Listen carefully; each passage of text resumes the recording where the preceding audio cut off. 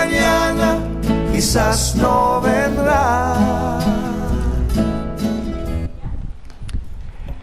Bien, buenas tardes. Qué bueno verles una vez más y pues también a las personas que nos visitan por primera vez, me gustaría saludarles al final. Si me dan esa oportunidad sería muy bueno. Y pues estamos en las últimas semanas de esta serie que hemos comenzado hace tiempo ya, y estamos leyendo la segunda carta que escribió el apóstol Pablo a un amigo, a su amigo Timoteo, dándole instrucciones, y tiene que ver con un mensaje de tener fuerza a pesar de cualquier cosa que esté pasando, tener aguante, resistencia ante las situaciones que este joven está pasando. Y al igual que él, pues todos nosotros pasamos por diferentes cosas en la vida, y para algunos es algo más fuerte que para otros, pero realmente todos pasamos por situaciones en la vida que necesitamos de la fuerza de Dios, del aguante, y sobre todo en este caso cuando somos creyentes en nuestra fe. Y yo no sé si te has puesto a pensar en esto, pero la razón por la cual todavía nosotros estamos vivos es porque Dios quiere hacer algo a través de nosotros. La razón que tú estás vivo no es porque Dios está tan ocupado que no se ha dado cuenta que estás existiendo, que estás viviendo. Realmente, lo joven que seas tú o lo más adulto que seas tú, tiene que ver con que Dios todavía quiere usarte. Y para poder hacerlo, pues se requiere que nosotros hagamos su voluntad. El hecho de que no hagamos su voluntad nos muestra cuánto amor nos tiene Dios, porque nos da una oportunidad tras oportunidad para poder conocerle. Y necesitamos, en verdad, todo ser humano, necesitamos acercarnos a Él y conocerle, aun si no estás tan convencido de que Él existe. Pero la mejor manera de poder conocer a Dios es a través de conocer su palabra, de leer su palabra. Ahora mismo en Bridge Kids están estudiando acerca de cómo conocer a Dios en su palabra. Y es más, a los más pequeños tienen de vez en cuando una dinámica, o creo que cada vez, en el que les dan una Biblia, y adentro de esa Biblia tienen a Jesús ahí, ¿no? Como representando a Jesús. Y una dinámica de ellos es decir, busca a Jesús. Y entonces están los niños ahí tratando de ver dónde está Jesús, y le encuentran y dicen, aquí está Jesús. Como adultos también nosotros tenemos que ver este libro tan especial, que no es como cualquier libro, y buscar en cada historia dónde está Jesús. Algunas personas, a pesar de encontrar a Jesús o ver el mensaje, no quieren creer en Él o conocer a Dios por medio de su palabra. No creen en Él. Es raro, pero así sucede. Y también algo similar pasó con un filósofo francés hace muchos años. Su nombre, no sé si lo escuchaste en la primaria o en la secundaria, cuando hablaron de él, o en la preparatoria. Él se llamaba Voltaire, algo así. Yo supe de él en secundaria. Y es un filósofo que dijo una vez, agarrando una Biblia, que eso era más o menos en el siglo XVIII, 1700 y algo. Y una vez él agarró una Biblia y él dijo, en 100 años este libro ya no va a servir para nada. En 100 años este libro ya no va a ser algo que la gente va a confiar en él. En 100 años este libro va a desaparecer. Pero curiosamente, Voltaire en 1778 murió. Y la Biblia todavía sigue abriendo paso en los corazones de las personas que creen en él. Entonces, y algo todavía más significativo es que cuando él murió, estaban pensando qué hacer con una de sus casas.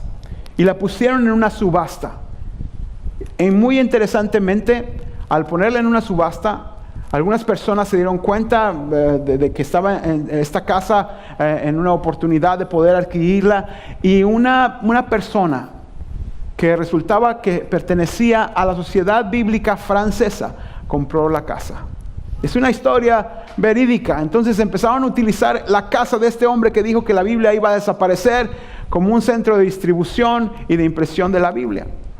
Este libro no es como cualquier libro. ¿Qué es lo que hace que un libro como este, como la Biblia, produzca algo así como las ventas más grandes de cualquier otro libro? Es el libro más vendido en el mundo. ¿Qué es lo que hace que un libro como este, cuando llega a China, donde están ahí unos cristianos que apenas se pueden reunir en público, tienen que juntarse en lugares secretos, qué es lo que hace que cuando reciben un libro parecido a este, es una Biblia, lo ponen así en su pecho y empiezan a llorar como que han recibido lo que más esperaban? ¿Qué es lo que hace que este libro sea tan significativo? La gente ha tratado de desprestigiar este libro sin poder lograrlo. ¿Qué hace que este libro sea especial? Y vamos a descubrir eso hoy al leer el fragmento de la carta que estamos leyendo. Es 2 de Timoteo 3, versículo 15 y 17. Lo puedes ver en tus notas. Y me gustaría que me acompañaras a leerlo. Ahí en tu lugar yo lo voy a leer, pero puedes seguir la lectura conmigo. Y dice así esta parte de la escritura. Pablo le está escribiendo a su amigo Timoteo y le dice: desde tu niñez conoces las sagradas escrituras que pueden darte la sabiduría necesaria para la salvación mediante la fe en Cristo Jesús.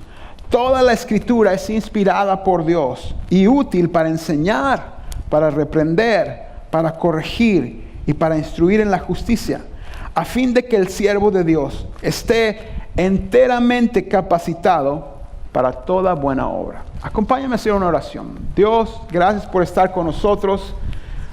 No solamente ahora, sino durante toda la semana has estado viendo por nuestras vidas, nos has protegido y a pesar de lo difícil has estado presente con nosotros.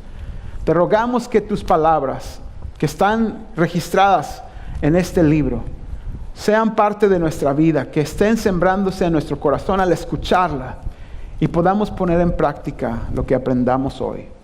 Te lo pedimos en el nombre de Jesús. Amén. Esta es una parte de la escritura muy singular y en esta primera parte, en el verso 15, dice así, aquí lo tengo en mis notas, dice la primera parte: desde tu niñez conoces las sagradas escrituras. Desde tu niñez conoces las sagradas escrituras. Pablo le hace recordar a Timoteo algo que ha sucedido en la vida de Timoteo. Él es un joven, pero le recuerda desde pequeño, desde niño, te han enseñado las escrituras. En aquel tiempo, pues las escrituras representaban la primera parte de la Biblia que llamamos el Antiguo Testamento. Yo no sé qué historias tú te acuerdes desde niño que te platicaron. Sin duda yo creo que Santo Claus era parte de tu historia, ¿verdad? Los Reyes Magos, Pinocho, no sé si alguien te platicó esa historia. Caperucita y el lobo, ¿se la sabes? Otra más tétrica, la Llorona, por ejemplo, que no sé, todo el mundo sabe esa, ¿verdad? Obviamente son historias que la gente inventó, no todas ellas tienen moraleja, ¿no? ¿Verdad? No todas ellas son verdad. Sin embargo, la gente al ir creciendo pensaba en esas historias como, si es verdad, yo la vi, ¿verdad? O yo vi a Santo Claus y era tu papá, o no sé. Pero la cultura donde creció Timoteo no le contaban estas historias.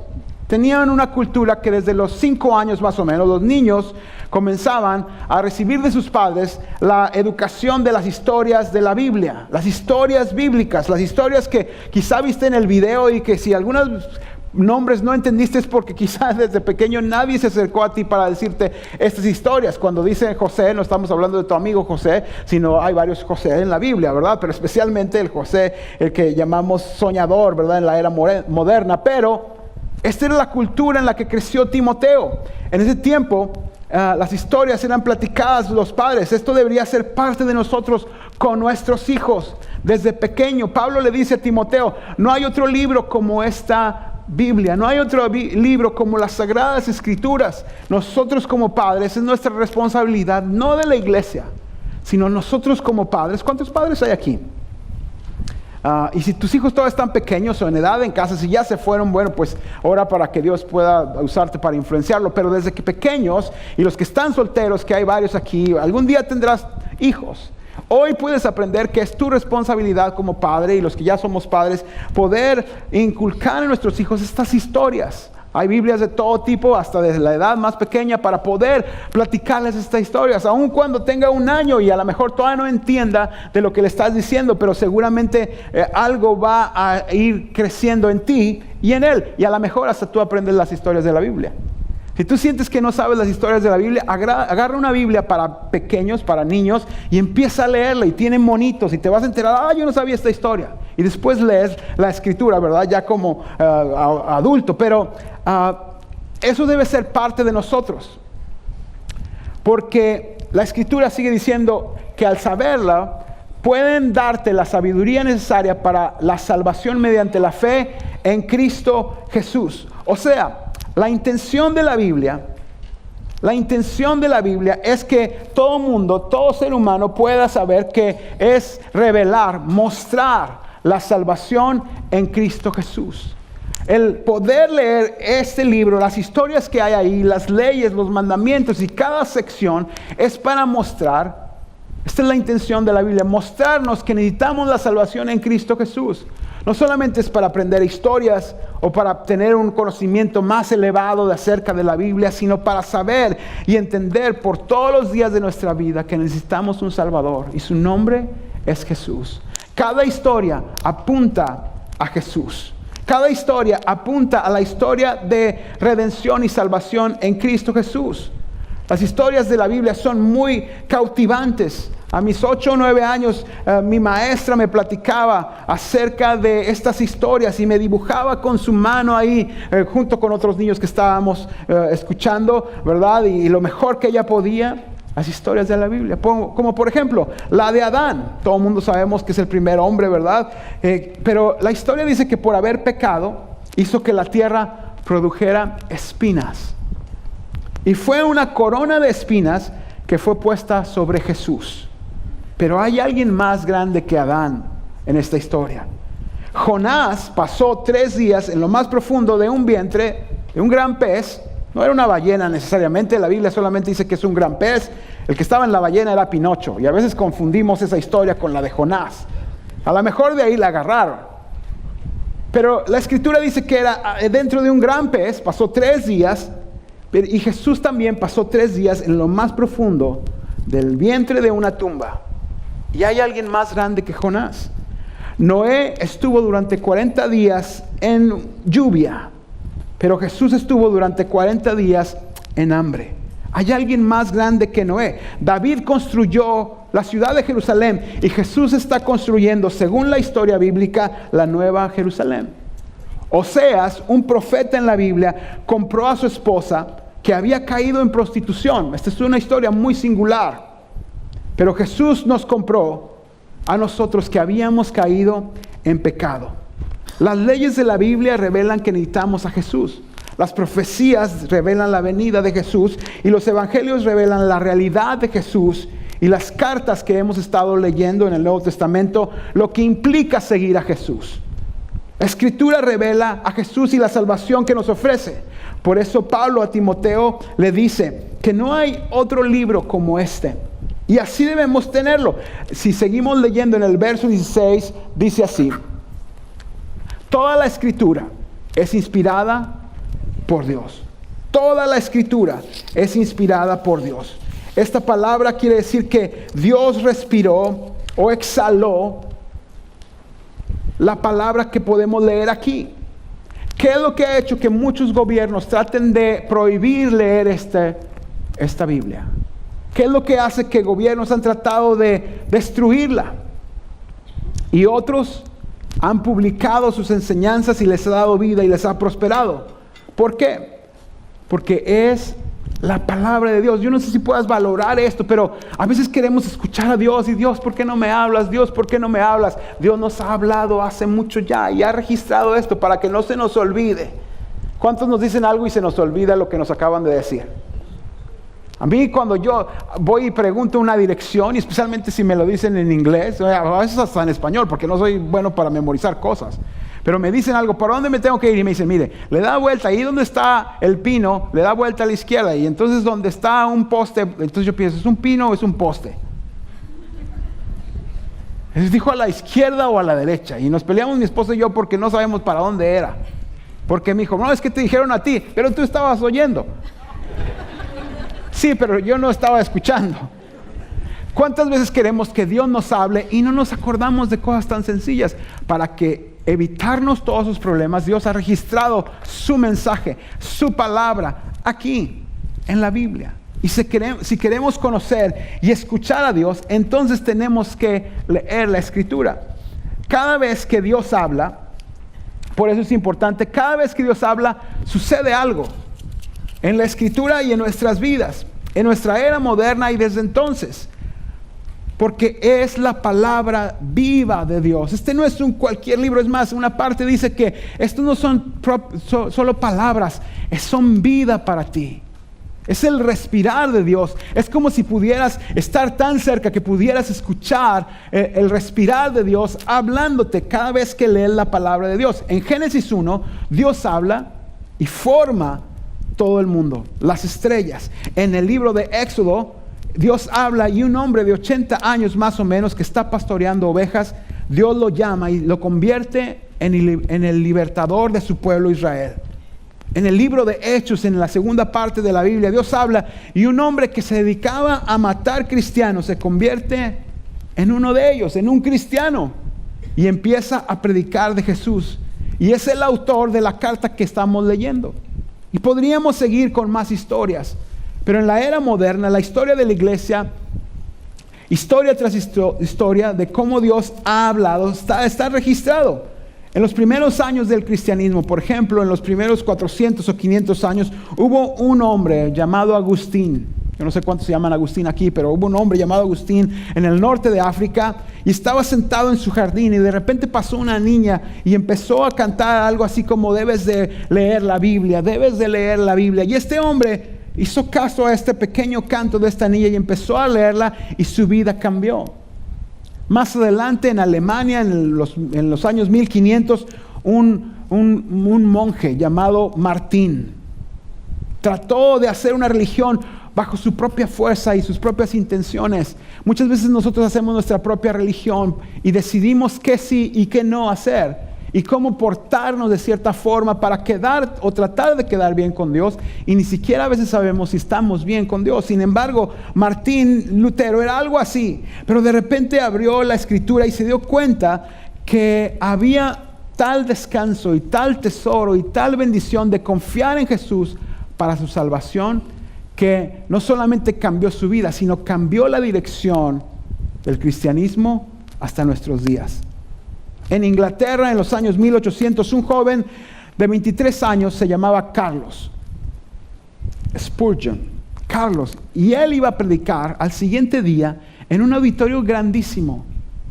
Y muchos dignatarios, gente importante iba a venir a escucharlo. En un gran auditorio en Inglaterra. Y él dice que no podía estar tranquilo y se fue al auditorio donde iba a predicar al día siguiente y se puso a ensayar. Y entonces llegó al auditorio y él citó o repitió Juan 1:19 que dice: he aquí el Cordero de Dios que quita el pecado del mundo. Y luego se fue como para el centro y empezó a ver dónde se iban a sentar la gente importante, toda la gente que iba a venir. Y dijo: he aquí el Cordero de Dios que quita el pecado del mundo. Y así lo hizo de la siguiente manera en el lado izquierdo y estaba practicando, pero no se dio cuenta que no era el único que estaba en ese auditorio. En el balcón estaba el que limpiaba el lugar. Y al escuchar esta voz de este predicador y simplemente esta frase: he aquí el Cordero de Dios que quita el pecado del mundo, se arrodilló y entregó su vida a Cristo Jesús. Y simplemente estaba checando el micrófono, ¿verdad? Y haciendo una prueba de voz. La palabra de Dios, siempre que es expresada y recibida en el corazón, algo sucede. El poder de Dios está en este libro. Nosotros no adoramos este libro. Adoramos al Dios que ha escrito este libro. Nosotros no adoramos la teología, sino a Jesucristo que ha dado su vida por nosotros y de este libro habla acerca de Él. ¿Tú has experimentado esto? ¿Has experimentado la vida de Dios al estar leyendo este libro? ¿Lo has experimentado en tu vida o simplemente está de adorno en tu buró o en tu mesa? No toque nadie la Biblia, ¿verdad? Está toda empolvada. Es un buen adorno. En una casa que llegué había una Biblia grandísima y era un buen adorno. Algunos los utilizan nomás para poner su café allí. ¿Has experimentado tú la vida de Dios al leer este libro? La Escritura dice también en este verso que estamos leyendo: toda la Escritura es inspirada, ha sido respirada por Dios y es útil ¿para qué? Para enseñar, para reprender, para corregir y para instruir en justicia. Y me gustaría que vieras ahí en tus notas, porque brevemente vamos a decir lo que esto significa, porque la Escritura es inspirada por Dios y es útil para lo siguiente: para enseñar lo que es correcto. Para enseñar lo que es correcto. Debemos enseñar la palabra de Dios. Debemos publicar, debemos decir de la palabra de Dios, porque es la verdad. Leerla porque nos dice lo que es correcto, lo que está bien. No solo es mi trabajo como pastor, sino cada uno como creyentes. Es nuestra responsabilidad enseñarle a nuestros hijos, como dije al principio, a nuestros amigos, en nuestro matrimonio. Nuestros hijos deben de aprender la verdad de que Jesucristo resucitó y lo que eso implica. Toda la comunidad cristiana, nosotros somos llamados a enseñar, a dar a conocer lo que es correcto. ¿Cómo vamos a guiar nuestra vida? ¿Con tu verdad o con lo que dice la palabra de Dios? Esposas, ¿cómo vas a cooperar en tu matrimonio? ¿Con tu verdad? ¿Con lo que te dijo tu mamá o tu papá? ¿O con lo que dice la palabra de Dios? Esposos, ¿cómo vas a guiar tu matrimonio? ¿Como tú pensaste o como dice Vicente Fernández? ¿O como dice la palabra de Dios? Si no conoces quién es Vicente Fernández, no importa. Conoce a Jesucristo. Él es la verdad. Suegras, ya escuché ahí. ¿Cuánto te vas a meter? Y ni siquiera debería usar esa expresión. ¿Qué debes hacer cuando ya tu hijo se casó? Cuando tu hija se casó. ¿Cuál es tu papel? ¿El que te dijo tu mamá? ¿Las novelas? ¿Lo que tú sientes? ¿O lo que dice la verdad de Dios? Nosotros hacemos cosas porque, pues mientras yo sea sincera. Pero puede estar sinceramente equivocada. Porque estás viviendo la vida bajo lo que tú sientes. Y tú y yo somos llamados a aprender la verdad. ¿Dónde vamos a agarrar la verdad? Lo que es correcto es en la palabra de Dios. También dice que es útil no solamente para enseñarlo lo que es correcto, es decir, la palabra de Dios es como el estándar, esa es la base, esa es la verdad y tenemos que aprenderla. También dice que es útil para reprender. Y esto no quiere decir que agarremos los versos que nos sepamos de la Biblia y agarremos como a balazos a la gente cuando se porte mal. Nunca hagas eso, por favor. La Escritura es para que tú seas reprendido cuando la estás leyendo. Y quizás si tienes la oportunidad y la influencia y la oportunidad de hablar con alguien que es cristiano, nosotros no podemos agarrar a bibliazos a la gente que no es cristiana. Esa no es nuestra labor. La labor nuestra es aprender de la verdad y reprender, es decir, enseñar, mostrar y decir, esto no está bien. Con consideración, con amor. Mostrar lo que esta palabra quiere decir, lo que no está correcto. Somos muy fácil, nos es muy fácil señalar lo que otras personas no están haciendo correcto, ¿no es cierto? Hoy apenas llevamos unas 10, no sé cuánto tiempo tienes de despierto, ¿verdad? Pero unas 8, 7, no sé a qué horas te levantaste.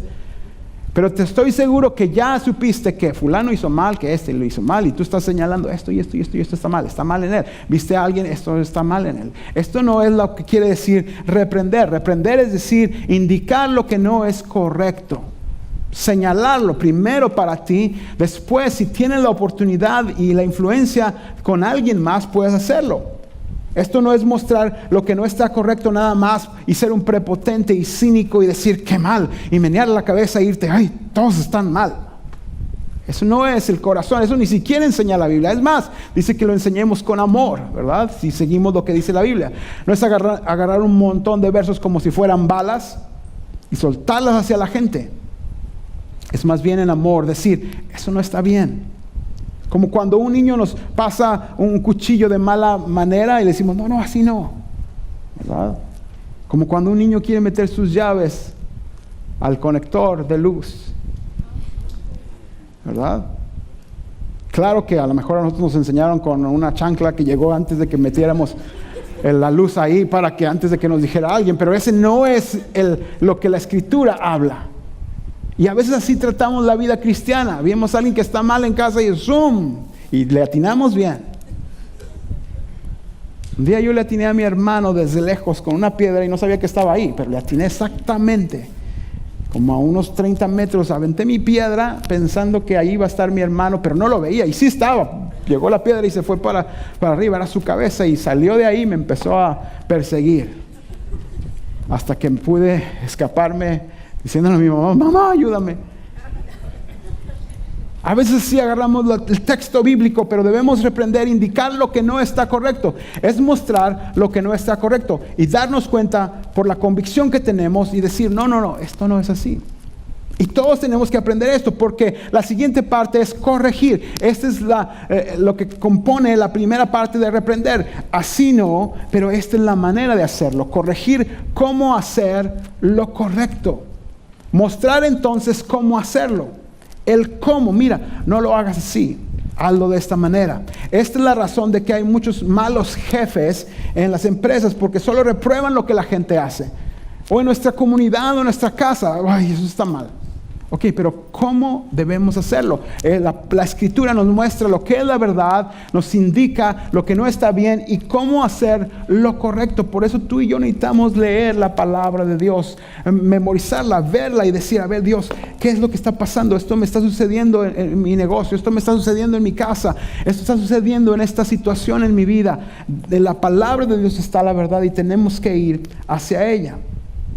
Por eso hay hijos frustrados con sus padres porque les reprueban cosas que no deben de hacer, pero no les muestran cómo. Ahora los hijos deben estar dispuestos a recibir instrucción, porque si mostramos cómo y no lo haces, entonces la Escritura dice que estamos en una situación difícil, de maldición. Tenemos que aprender la verdad. La Escritura nos corrige, no solo nos dice no hagas esto, sino nos dice lo que tenemos que hacer.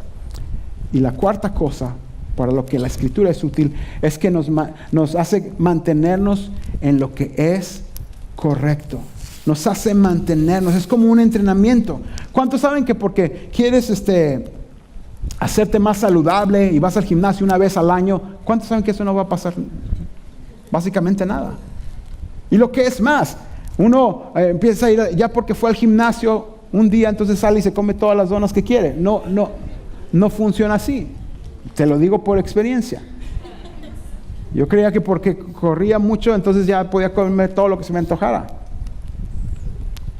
No funciona así. Es un entrenamiento, es practicar y practicar.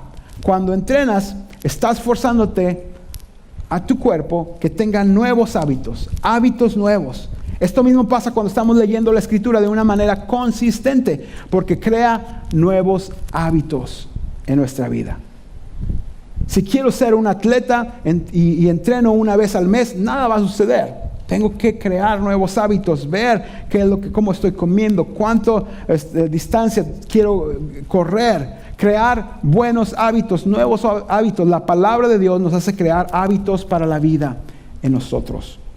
Por eso aquí en la congregación tenemos diferentes oportunidades para que desde tus hijos y nosotros los adultos podamos estar como en el gimnasio espiritual, practicando la palabra de Dios, aprendiendo lo que Dios dice. A todos nos va a hacer bien. El verso 17, este es el propósito, a fin de que el siervo de Dios, hace unas semanas dijimos que quién era el siervo de Dios, no el pastor solamente, sino todo el que ha sido perdonado por Jesús y que ha rendido su vida a Él. Nos convertimos en siervos de Dios, en gente que sirve a Dios, en gente que sirve a Jesús, que sigue a Jesús. Y dice que tú y yo esté completamente, enteramente capacitado para toda buena obra. Esto quiere decir que todas las personas de su pueblo, imagínate, todos los que estamos aquí, un buen grupo de personas, al salir de aquí, al vivir en la semana, podemos tener hábitos que vienen de la palabra de Dios, su verdad. ¿Qué tanto puedes coquetear si eres soltera o soltero? ¿Cómo administrar tu dinero? Mucho o poco según tú creas que tengas. ¿Cómo hacerle en la situación que estás pasando ahora mismo? Siempre te he dicho, o desde hace un tiempo te he dicho, para toda situación Dios tiene una instrucción. Para toda situación Dios tiene una instrucción, y esa instrucción viene de la palabra de Dios. Esto no es algo simplemente general, sino es algo personal para ti. Mi deseo como pastor es que tú experimentes la voluntad de Dios para tu vida. Pero te tocará a ti venir a la palabra de Dios y aprenderla. Yo puedo desear, y decía Betty, oro de tarde y de noche y de día. Sí, oro por ti. Pero te toca también a ti venir a la palabra de Dios y aprender lo que Él dice para lo que está pasando en tu vida. ¿Cómo le vas a hacer en lo que estás viviendo? La palabra de Dios quiere prepararnos completamente, capacitarnos para toda buena obra, para todas las cosas buenas que puedan pasar en este mundo. Dependerá de qué tan capacitados enteramente estemos. Lo que vaya a pasar de bueno en este mundo esta semana dependerá de ti y de mí. ¿Te has dado cuenta de eso? Digo, tú no vas a ir a África o no vas a ir a tu pueblo aunque quisieras ir.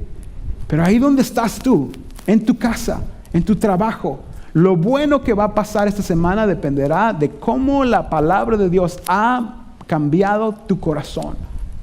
Cuando estés en el trabajo y alguien te insulte o alguien haga algo que sientes como que se está metiendo conmigo, pastor. No me hables para decir, pastor, se están metiendo conmigo. Porque la palabra de Dios está instruyéndote cómo debes de actuar. Cómo debes de hacer las cosas. Lástima de otros lugares, menos este, ¿verdad? Pero lástima de otros lugares, este también, a veces. Estamos en una reunión, escuchamos un poquito de la palabra de Dios y no volvemos a ver la palabra de Dios hasta el próximo domingo, y eso si faltamos, pues entonces hasta el otro domingo, y eso si no venimos, pues hasta el otro mes. Y nos etiquetamos como cristianos y nuestro corazón no ha sido transformado. Eso no puede seguir así. Mi deseo, y sobre todo el deseo de Dios, que es más grande que el mío, es que tú experimentes la voluntad de Dios para tu vida, para tu juventud, para tus hijos, para tu esposa, para todo lo que Dios ha puesto delante de ti. La Biblia dice, la Escritura dice que la voluntad de Dios es buena, es agradable y es perfecta. Dios no es un Dios que está ahí, y eso deberíamos aprenderlo cuando vemos la Escritura, con un bat, esperando que te portes mal. A ver, nomás pórtate mal. Y swing, ¿verdad? Y tú ora, Señor, que cometas un strike en lugar de darme, ¿verdad? Dios no es así. Si queremos conocer al Dios de la palabra de Dios, tenemos que venir a su palabra y aprender. El creyente verdadero, su corazón va cambiando porque pasa tiempo en la palabra de Dios. El creyente, el cristiano verdadero, su corazón va cambiando porque pasa tiempo en la palabra de Dios. No son nuestras buenas intenciones. Mira, si pusiéramos un examen de buenas intenciones, sacaríamos 100. Casi siempre. Todos tenemos buenas intenciones. Es que mi deseo era, es que yo quería, es que te iba a decir, es que yo quería, es que realmente lo que yo pensaba. La palabra de Dios nos enseña a vivir y nos enseña a hacer la voluntad de Dios. Para terminar, quiero decirte esto. ¿Qué hacer con la palabra de Dios? Bueno, pues consúmela toda. Es decir, léela toda. Aprende las historias. Si no te gusta mucho leer, bueno, ahora ya está en YouTube, puedes hacerlo, ¿verdad? O escucharla. Si te quedas dormido, pues pellízcate o dile, no me dejes dormir, o come bien o duerme bien. Todo el mundo debemos descansar bien. Es que no puedo. Pues la palabra de Dios dice que tenemos que buscar tiempo para descansar, para poder leer y consumir la palabra de Dios, alimentarnos de la palabra de Dios. Hay gente que cree que la Biblia es como un buffet de ensaladas. ¿A cuántos les gustan las ensaladas? A mí no me lleven a ese buffet. Es más, quebró el restaurante al que íbamos porque casi nadie comía ensaladas. Pero la de los tacos, no, hombre, ahí está, pero hasta fila. Es más, abrieron un nuevo por aquí, pero pues ahí hay un montón de todo, ¿verdad? Y hay que comer balanceado, ¿cierto? Muchas veces vemos la Biblia y nos gusta lo dulce, ¿verdad? Las frutas, no los vegetales. Eso no me gusta, eso no lo voy a leer. No leeré esta parte, yummy, pero si el amor de Dios, eso sí quiero leerlo, ¿verdad? De la gelatina del perdón de Dios, claro, eso sí, me encanta. Pero el que tengo que leer de rectitud, de santidad, eso sabe a garbanzo, ¿no? Eso no Bueno, a los que les gusta el garbanzo, pues bueno, ¿verdad? Pero debemos consumir toda la palabra de Dios. Lo que no nos gusta y lo que sí. Y practicarlo. Nos gusta oír que Dios me ama y que me quiere bendecir. O sea, ¿cuál es tu fruta favorita? Pura naranja, no sé cuál es puras uvas. Dios me quiere bendecir, Dios me quiere bendecir, Dios me quiere bendecir. Y sí es cierto que Dios nos quiere bendecir, las uvas son ricas, ¿verdad? Pero Dios me quiere bendecir si yo obedezco sus mandatos. Ah, no, eso sabe a brócoli, ¿verdad? Eso sabe a, no sé cuál, es que a algunos sí les gusta, ¿verdad? Pero a otros no. Tenemos que consumir toda la palabra de Dios. Hay muchos cristianos con anemia espiritual porque no se alimentan bien de la palabra de Dios. Y lo hacen solo, y lo que hacen son obras malas. Y luego ya no saben por qué está pasando esto. Porque no has dejado que la palabra de Dios, que es el respirar de Dios en tu vida, transforme tu corazón. Para que entonces las buenas obras que hagas produzcan buenas cosas en los que están cerca de ti. Para que haya una diferencia. Luego, el número 2 es ponla en práctica.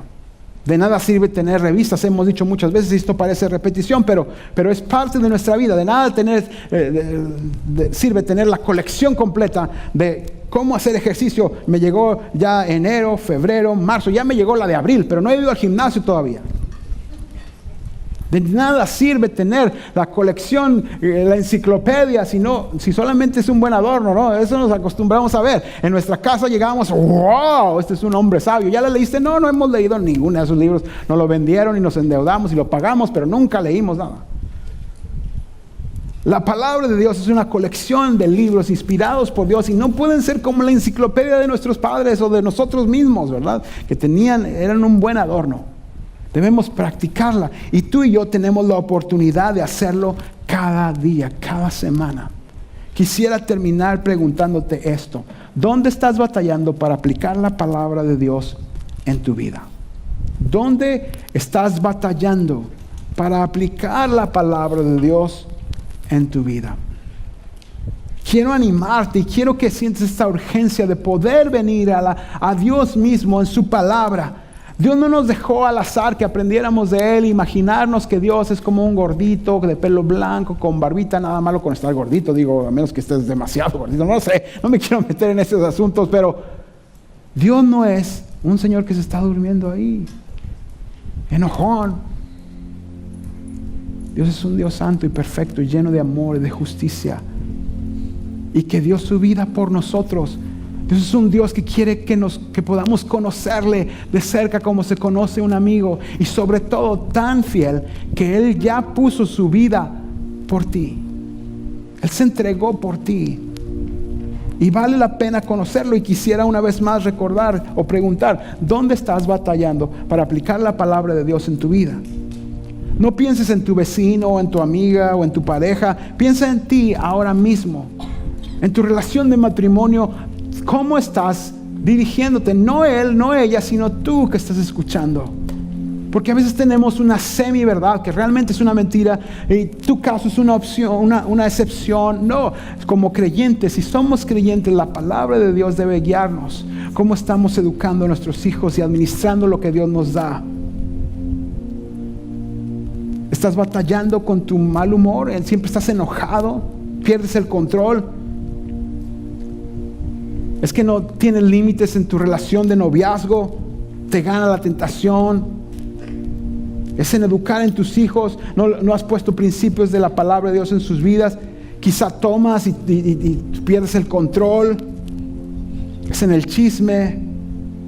¿O no respetas la autoridad de Dios, la que Dios ha puesto sobre ti? Quizá no asistes a la iglesia como deberíamos, como dice la Escritura, o no diezmas, o no perdonas, o no tienes la esperanza que hay en Él. ¿Dónde estás batallando para aplicar la palabra de Dios en tu vida? Como cristianos debemos ejercitar nuestra fe en la palabra de Dios. ¿Sabes? Jesús tuvo varios hermanos y uno de ellos se llama Santiago. Santiago, siendo hermano de Jesús, escribió un libro acerca de su hermano, y ahí nos damos cuenta que realmente Jesús era divino, era Dios. Porque ¿qué pasaría si tu hermano de repente te dice, hey, yo soy Dios? ¿Qué pensarías de él? Pero aquí comprobamos que Dios de verdad, Jesús era Dios, porque Santiago lo adora como Dios, lo recibe y escribe un libro que lleva su nombre, Santiago. Y él dice ahí que la palabra de Dios es como un espejo, como un espejo. ¿Cuántas veces te viste en el espejo hoy? ¿O cuánto tiempo estuviste en el espejo hoy, verdad?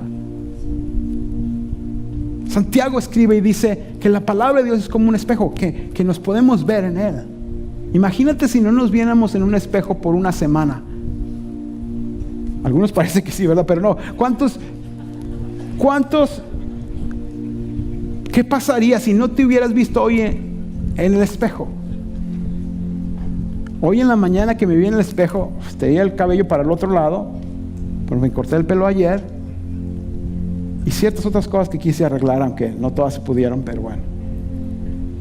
Pero la palabra de Dios es como un espejo que nos muestra qué es lo que tenemos que arreglar. ¡Wow! Y nos va transformando y decir, tengo que cambiar esto.